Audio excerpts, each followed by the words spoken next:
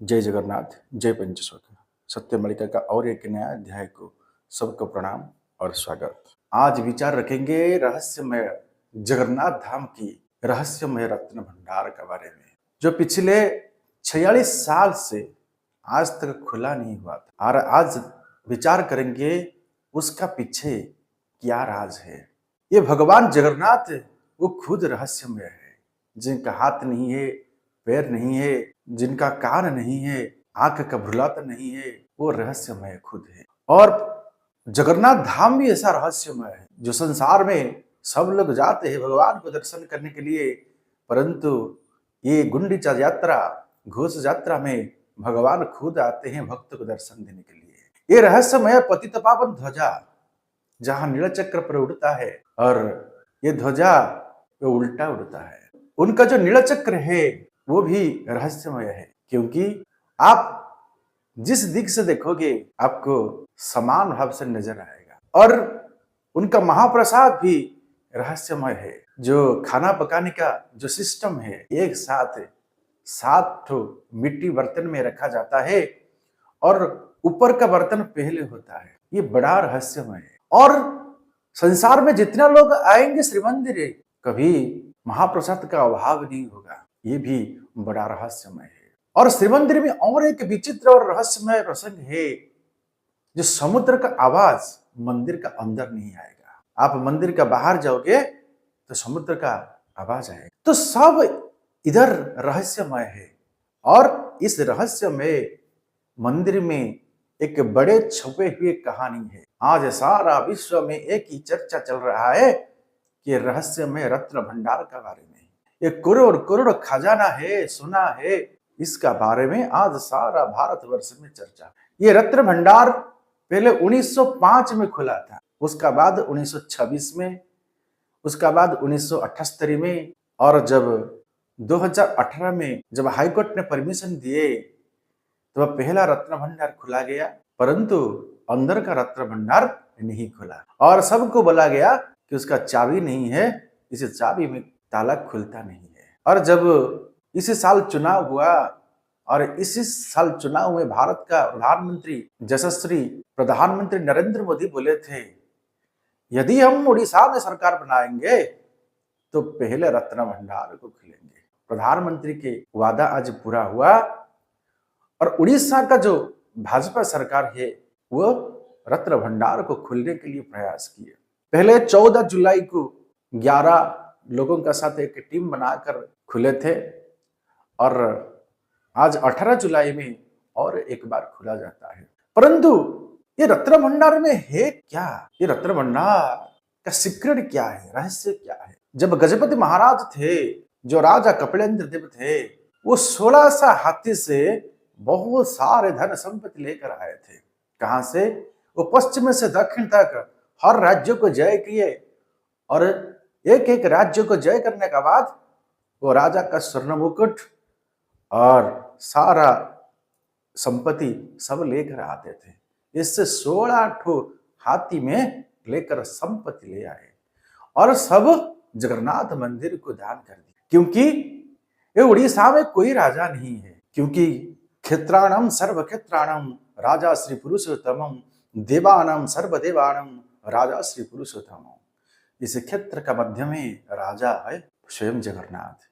जिस क्षेत्र पर भगवान स्वयं जगत के नाथ जगन्नाथ विराजित है, इस क्षेत्र का कोई राजा नहीं। जो लोग राजा थे वो अपने को राजा नहीं समझते थे, खुद को राजा मानते नहीं थे, क्योंकि वो मानते हैं भगवान जगन्नाथ ही खुद राजा है। इसीलिए तो लिखा गया है, उत्कले राजार नहीं प्रयोजन, उत्कल राजा स्वयं नारायण। इसका मतलब उत्कल में किसी राजा का जरूरत नहीं है, क्योंकि ये उत्कल का राजा है स्वयं जगत के नाथ जगन्नाथ नारायण प्रभु, ये माना जाता है। तो ये बड़ा प्रश्न, आज रत्न भंडार में कितना रत्न है और कितना भंडारा है? सब जानते हैं, एक बाहर रत्न भंडार है और एक भीतर अंदर का एक रत्न भंडार है। पुराना का लोग जो थे वो वर्णित किए हैं, ये अंदर से अंदर 7 तो रत्न भंडार है, जो अंदर का रत्न भंडार तक सब लोग जाते थे, परंतु उसका अंदर कोई नहीं जा पा रहा था। क्यों? वो अंदर का रत्न भंडार का अंदर और जो रत्न भंडार है, इस रत्न भंडार को बोला जा रहा है कि स्वयं अनंत यानी शेषनाग उधर बैठे हैं और सू सू गर्जन करते हैं। इसी वजह से बहुत बार कोशिश किया गया है खुलने के लिए, परंतु इतना भय से कोई खुलता नहीं है। और संसार में इतना जहां पर जगन्नाथ है और मां महालक्ष्मी वहीं पर विराजित है, और जहां पर मां महालक्ष्मी विराजित है तो इसी पर कितना संपत्ति है, कितना खजाना है, सोना रूपा मोती माणिक है, कोई आकलन नहीं कर सकता है। और आज का तारीख में ये जो रत्न भंडार खुलता है उसका बारे में महापुरुष अच्युतानंद बोले हैं कि कलियुग के अंत में रत्न भंडार में कोई रत्न नहीं रहेगा, क्योंकि इस रत्न भंडार का वजह से मुगल का राजा और मुस्लिम लोग जबन 18 बार श्री मंदिर का ऊपर आक्रमण हुआ है, और इसी वजह से भगवान जगन्नाथ को 144 वर्ष पाताली रहना पड़ा, मिट्टी का अंदर रहना पड़ा, सुवर्णपुर का एक जगह पाताली से क्षेत्र। ये सोना का खजाना ये भक्त लोगों का संपत्ति नहीं है, ये भगवान का संपत्ति है। देखभाल करते स्वयं शेषनाग, उनका रक्षा करते हैं, रक्षापालक है, तो ये किसी का अधिकार भी नहीं है। अंदर में कितना खजाना है, कोई बोलता है चोरी हो गया है, कोई बोलते हैं नष्ट हो गया है कुछ संपत्ति।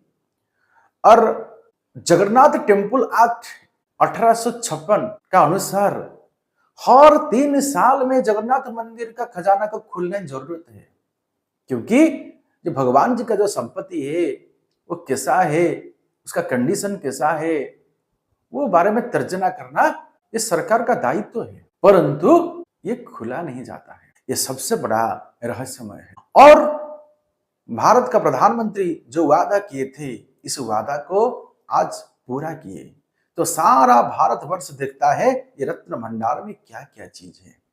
परंतु ये रत्न भंडार में जो जो खजाना है, इसका यदि खुलासा किया जाएगा तो अगले समय पर क्या होने वाला है। और महापुरुष अच्युतानंद लिखे हैं, बड़ देउल भितरे पशिबे जवन बलत्कारे रामचंद्र रे विश्वकूटकू के पारे रामचंद्र रे। और महापुरुष अच्युतानंद जो अपना जाई फूल मालिका में लिखे, क्या लिखे, जे बड़ देउल भितरे पशिबे जवन बलात्कारे। जब भारत पाकिस्तान का बीच युद्ध होगा और वाइड वार होगा, इसी समय बहुत सारा जवान लोग आएंगे और श्री मंदिर को आक्रमण करेंगे।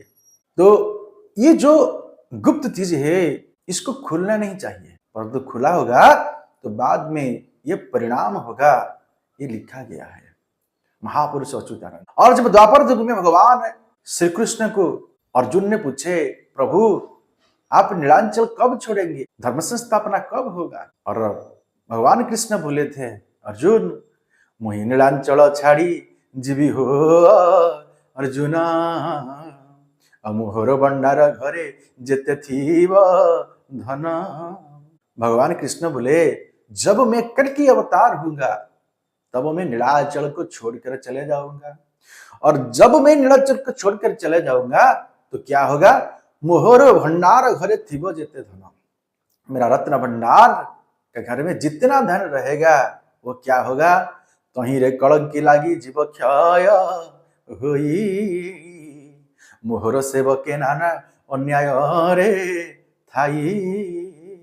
और महापुरुष अच्युतानंद बोलते हैं, रत्न भंडार में जितना रत्न है उसमें कलंक लग जाएगा, सब नष्ट हो जाएगा, और मेरा सेवक लोग जो है वो सब न्याय रास्ता में नहीं रहेंगे। और महापुरुष बोले थे कि बड़ देउलरू मोर खसिब पत्थर, श्रीक्षेत्र राजन आउ नसेबी पयर, राज्य जीव नाना दुख पाई बटी सही, तांको मान्य न करिवे आन राजा के।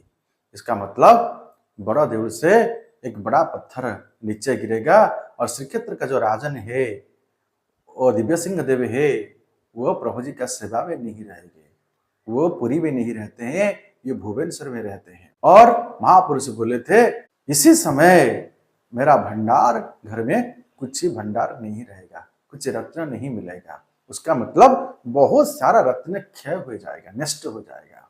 जो बड़ा बड़ा रत्न सब है, जिससे हीरा लीला मोती माणिक है, वो सब चीज नहीं रहेगा। महापुरुष 600 साल पहले वो वर्णन किए थे।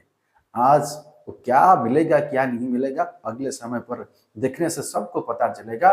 और जो अंदर का जो रत्न भंडारा है, जहां पर सबसे मूल्यवान रत्न है, वही भंडार को तो कोई नहीं जा रहा है। वैसे जब श्री मंदिर का ऊपर आक्रमण हुआ और मुगल लोग लूटने के लिए बहुत प्रयास किए थे, तभी कभी रत्न भंडार का अंदर भी गए, उसका अंदर रहे, परंतु कुछ भी रत्न नहीं ले पाए। तो भगवान जब चाहेंगे तो मिट्टी भी रत्न हो जाएगा, और भगवान यदि चाहेंगे रत्न भी मिट्टी हो जाएगा। तो उनको कोई ले सकता है। तो अगले समय पर जगन्नाथ क्षेत्र में और क्या होने वाला है उसके बारे में चर्चा रखेगा। आज के लिए सत्संग को वहीं पर विराम देते हैं। जय जगन्नाथ, जय पंचसखा।